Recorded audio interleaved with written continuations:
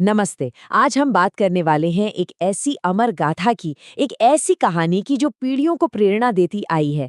ये कहानी है मर्यादा पुरुषोत्तम श्री राम की। क्या कभी आपने सोचा है कि एक ऐसा राजा हो सकता है जिसके पास आप सोचिए सब कुछ था, फिर भी उसने वनवास को चुना? या एक ऐसा बेटा जिसने अपने पिता के सिर्फ एक वचन के लिए अपनी पूरी जिंदगी ही बदल दी? जी हाँ, ये कहानी है श्री राम की, मर्यादा, त्याग और धर्म की एक जीती जागती मिसाल। तो चलिए शुरू करते हैं इस दिव्य कहानी को एकदम शुरुआत से। हम चलते हैं अयोध्या, जहाँ एक आदर्श राजकुमार का जन्म हुआ। जरा आंखों के सामने लाइए अयोध्या को, एक ऐसी नगरी जो खुशियों और समृद्धि से आप कह सकते हैं जगमगा रही थी। और वहीं राजा दशरथ के घर मानो एक साथ 4 सूर्योदय हो गए। उनके घर 4 पुत्रों का जन्म हुआ और बस पूरे राज्य में उत्सव की लहर दौड़ पड़ी। ये 4 राजकुमार कौन थे? राम, भरत, लक्ष्मण और शत्रुघ्न। और जानते हैं, इनके बीच का जो प्रेम था ना, वो इतना अटूट था कि आज भी जब हम एक आदर्श परिवार की बात करते हैं ना, या एक भाई के दूसरे भाई के प्रति कर्तव्य की बात करते हैं, तो इनकी मिसाल दी जाती है। लेकिन हाँ, इन चारों में भी श्री राम की बात कुछ और ही थी। बचपन से ही उनमें एक अलग तरह की आभा थी। वो बेहद शांत थे, व्यवहार में विनम्र, और न्याय के लिए उनका जो जुनून था ना, वही उन्हें सबसे खास बनाता था। और उनकी इसी खासियत को, इसी क्षमता को पहचाना गुरु विश्वामित्र ने।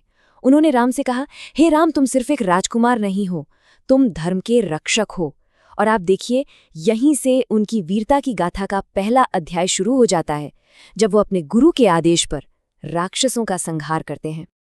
चलिए अब कहानी में आगे बढ़ते हैं, उस मोड़ पर जहां कर्तव्यों और प्रेम का एक ऐसा अटूट बंधन बनता है जो मिसाल बन गया।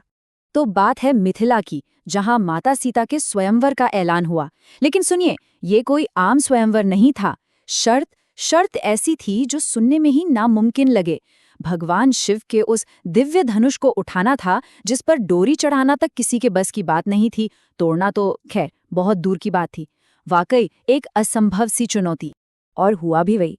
दुनिया भर से बड़े बड़े योद्धा आए, राजा महाराजा आए, अपने अहंकार में चूर, और सब हार मानकर लौट गए। लेकिन फिर श्री राम आगे बढ़े, और बिना किसी अहंकार के इतनी सहजता से उन्होंने उस धनुष को उठा लिया, मानो वो कोई धनुष नहीं बल्कि फूलों का हार हो। और जैसे ही वो धनुष टूटा, माता सीता ने श्री राम को अपने पति के रूप में स्वीकार कर लिया।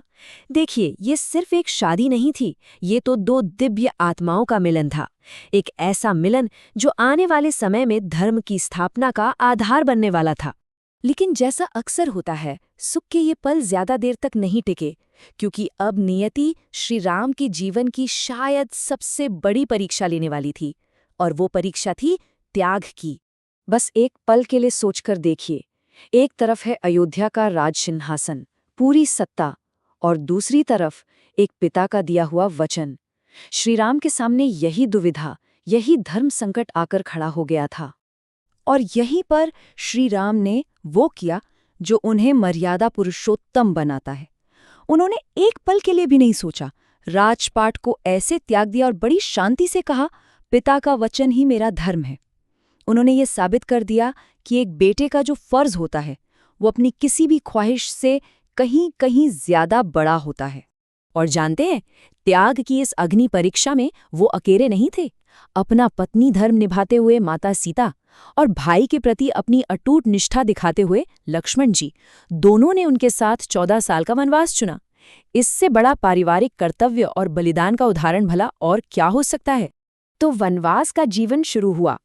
कांटों से भरा रास्ता था, और यहीं से अधर्म के खिलाफ उस महासंघर्ष की शुरुआत हुई, जिसे आने वाले युगों तक याद रखा जाना था। इस पूरे संघर्ष की चिंगारी तब भड़की जब लंकापति रावण ने छल से माता सीता का हरण कर लिया। और बस इसके बाद जो हुआ वो एक लंबी मुश्किल यात्रा थी।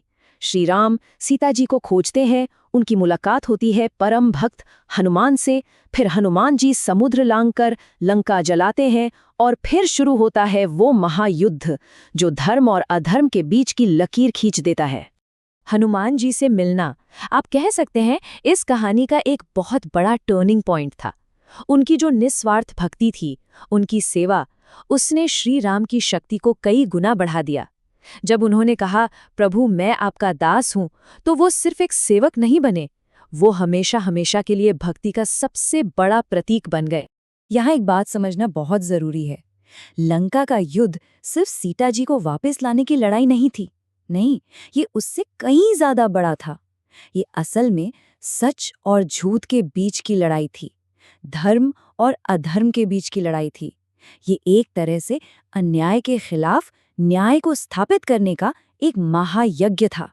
तो अधर्म पर धर्म की जीत हुई और इस महान विजय के बाद अब समय था घर वापसी का। पूरे 14 साल, सोचिए, एक एक दिन मुश्किलों, संघर्ष और इंतजार में बीता था। लेकिन अब त्याग और तपस्या की वो लंबी परीक्षा आखिरकार खत्म हो चुकी थी। और जब श्री राम, माता सीता और लक्ष्मण अयोध्या लौटे, तो पूरी की पूरी नगरी ने दिए जलाकर उनका स्वागत किया। वो खुशी का दिन इतना बड़ा था, इतना ऐतिहासिक था कि आज भी हम सब उस परंपरा को दिवाली के तौर पर मनाते हैं। तो इस पूरे दिव्य गाथा से हम सीखते क्या हैं? इसका सार क्या है? श्री राम का जीवन हमें एक सीधी और सच्ची बात सिखाता है कि रास्ते में चाहे कितनी भी मुश्किलें आ जाएं, आखिर में जीत हमेशा सच्चाई की, धर्म की और निस्वार्थ त्याग की ही होती है। तो इसीलिए जब भी जिंदगी किसी के सामने मुश्किलें रखे या कोई बड़ी चुनौती सामने आ जाए, तो बस एक बात हमेशा याद रखनी चाहिए, क्योंकि आखिर में धन, दौलत या सत्ता पाना जीत नहीं है, बल्कि राम की तरह जीना, यही जीवन की सबसे बड़ी और सच्ची जीत है।